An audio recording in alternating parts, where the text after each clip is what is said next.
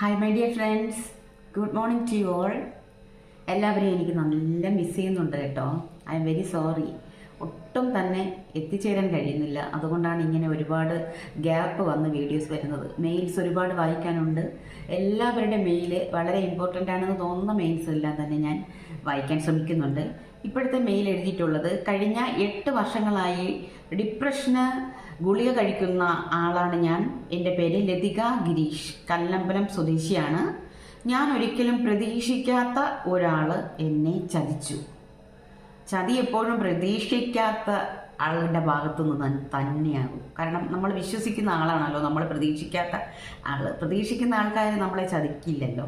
പ്രതീക്ഷിക്കാത്ത ആൾ മാത്രമാണ് ചതിക്കുന്നത്. എങ്ങനെയാണ് ചതിച്ചത് എന്ന് ഇതിൽ എഴുതിയിട്ടുണ്ട്. അത് വായിക്കരുത് എന്ന റിക്വസ്റ്റ് ഉള്ളത് കൊണ്ട് ആ ഭാഗം മൊത്തം ഞാൻ വിടുകയാണ്.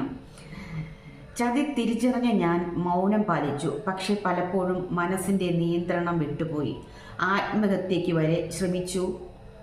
മറക്കാൻ ആഗ്രഹിക്കും തോറും മുറുകുന്ന ഓർമ്മകൾ അവസാനം എന്നെ ഡിപ്രഷനിൽ കൊണ്ടെത്തിച്ചു. അന്നും ഇന്നും ഞാൻ മൗനം പാലിച്ചു. മരിക്കാൻ കഴിയാത്തതുകൊണ്ട് ഇന്നും ജീവിക്കുന്നു ഒരു ശവമായി. എന്നെ ചതിച്ച ആൾ പരമമാന്യനായി സകുടുംബം ജീവിക്കുന്നു. എന്താ സംശയം? സകുടുംബം ജീവിക്കട്ടെ, പരമമാന്യനായി തന്നെ. നേരിൽ കാണുന്ന സന്ദർഭങ്ങൾ ഉണ്ടായിട്ടുണ്ട്. പക്ഷെ ഞാൻ കണ്ടതായി പോലും ഭാവിച്ചിട്ടില്ല. നല്ലത് മാത്രം വരട്ടെ എന്ന പ്രാർത്ഥന മാത്രം. നേരിൽ കാണേണ്ട പല സന്ദർഭങ്ങളും ഉണ്ടായിട്ടുണ്ട്. പക്ഷേ കണ്ടതായിട്ട് ഭാവിച്ചിട്ടില്ല. അയാൾക്ക് നല്ലത് മാത്രം വരട്ടെ എന്നാണ് പ്രാർത്ഥന. വളരെ ബ്യൂട്ടിഫുൾ മൈൻഡുള്ള ഒരാളാണ്. എന്താണ് പേര്? ലതിക ഗിരീഷ്. ലതിക ഗിരീഷ് മൗനം ആയുധമാക്കിയിരിക്കുന്നു എന്നെഴുതിയിരിക്കുന്നു ഇതിൽ. മൗനത്തോളം വലിയ ശക്തിയുള്ള ആയുധം കണ്ടുപിടിക്കപ്പെട്ടിട്ടില്ല ഇതുവരെ ലതിക ഗിരീഷ്. മൗനത്തോളം ശക്തമായൊരു ഭാഷയും ഇന്ന് ലോകത്ത് ഒരിടത്തും നിലവിലില്ല. മൗനത്തിൻ്റെ ശക്തി എത്രമാത്രം വലുതാണ് എന്ന് മൗനം പാലിക്കും തോറും നമുക്കും അവർക്കും, ആർക്കെതിരെയാണോ നമ്മൾ മൗനം പാലിക്കുന്നത്, നമ്മുടെ മൗനത്തിലൂടെ ആരിൽ നിന്നാണോ നമ്മൾ പിൻവലിയുന്നത്, അവർക്ക് ശക്തമായ ഭാഷയാണ് മൗനം എന്ന് മനസ്സിലാകുന്നു. തീർച്ചയായും പ്രതികരിക്കാതിരിക്കുക എന്നതാണ് ഏറ്റവും വലിയ പ്രതികരണം. ആത്മാർത്ഥമായി വിശ്വസിച്ച ഒരാൾ, ഒട്ടും പ്രതീക്ഷിക്കാത്ത ഒരാളാണ് ലതിക ഗിരീഷിനെ ചതിച്ചു എന്ന് പറയുന്നത്. പ്രതീക്ഷിക്കുന്ന ആൾക്കാർ ആരെങ്കിലും നമ്മളെ ചതിക്കുമോ? നമ്മൾ പ്രതീക്ഷിക്കാത്ത ഇടങ്ങളിലാണ് നമുക്ക് ചതിവ് പറ്റുന്നത്. നമ്മുടെ വിശ്വാസങ്ങളെയാണ് കൂടുതൽ പേരും ചതിക്കുന്നതും ബലി കഴിക്കുന്നതും. പിന്നെ ലതിക ഗിരീഷ് ഇതിൽ എഴുതിയിരിക്കുന്നു, ആത്മഹത്യ ചെയ്യാൻ ശ്രമിച്ചു, പരാജയപ്പെട്ടു, ജീവിക്കുന്നു. എന്തിനാണ് ആത്മഹത്യ ചെയ്യാൻ ശ്രമിച്ചത്?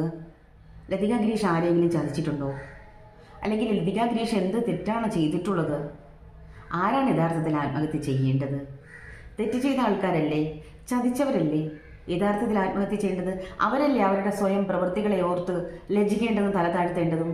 നമ്മൾ ചതിക്കപ്പെട്ടവർ അല്ലെങ്കിൽ ഇരയാക്കപ്പെട്ടവരാണോ യഥാർത്ഥമായി ആത്മഹത്യ ചെയ്യേണ്ടത്?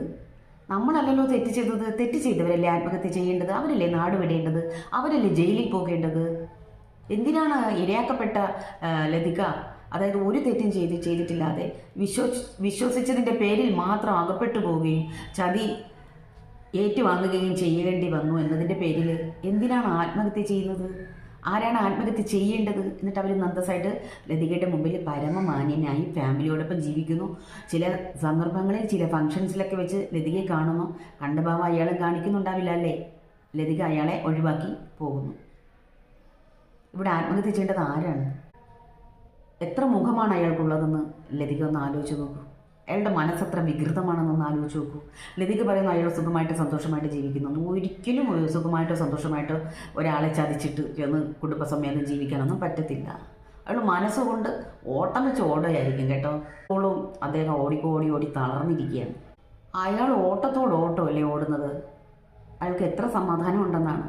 അയാൾ സമാധാനത്തോടെ ജീവിക്കട്ടെ, എന്ന് ലതിക ചിന്തിച്ചില്ലേ? അവിടെയാണ് അയാളുടെ ഏറ്റവും വലിയ ശിക്ഷ. ഇത്രയും ബ്യൂട്ടിഫുള്ളായ മൈൻഡുള്ള ലതികയല്ലേ അയാൾ ചതിച്ചത്? അയാൾക്കല്ലേ നഷ്ടപ്പെട്ടത്? അയാളല്ലേ സ്വന്തം പ്രവൃത്തികളെ ഓർത്ത് ലജ്ജിക്കേണ്ടത്? അയാളല്ലേ ഓടേണ്ടത്?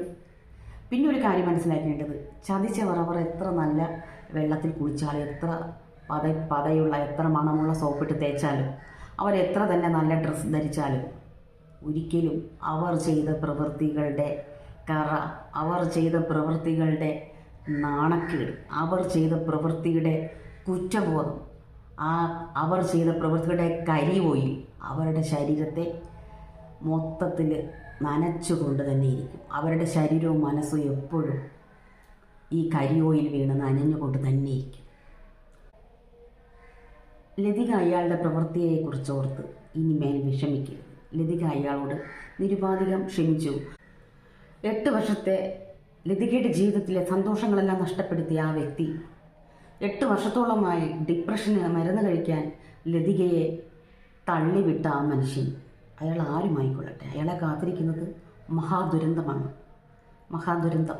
അയാൾക്ക് എത്ര നല്ലത് വരാൻ വേണ്ടിയിട്ട് ലതിക ആഗ്രഹിച്ചാലും ഒരിക്കലും അയാൾക്ക് സമാധാനത്തോടെ സന്തോഷത്തോടെ ജീവിക്കാൻ കഴിയില്ല.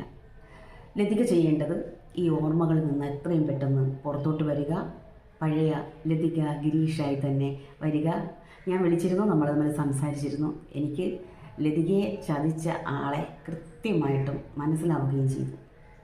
ഓക്കെ ലതിക, എല്ലാ വ്രണങ്ങളും മുറിവുകളും എല്ലാം തന്നെ മായ്ക്കാനും മറയ്ക്കാനും ഇനിയും ജീവിതത്തിൽ പുതിയ പുതിയ സന്തോഷങ്ങൾ എത്താനും വേണ്ടിയിട്ട് എൻ്റെ ആത്മാർത്ഥമായ കൂട്ടും സഹകരണവും, എൻ്റെ ആത്മാർത്ഥമായ സപ്പോർട്ടും പിന്തുണയും എല്ലാം തന്നെ ഞാൻ ഈ അവസരത്തിൽ ലതികയെ അറിയിക്കുന്നു. ദൈവം അനുഗ്രഹിക്കട്ടെ.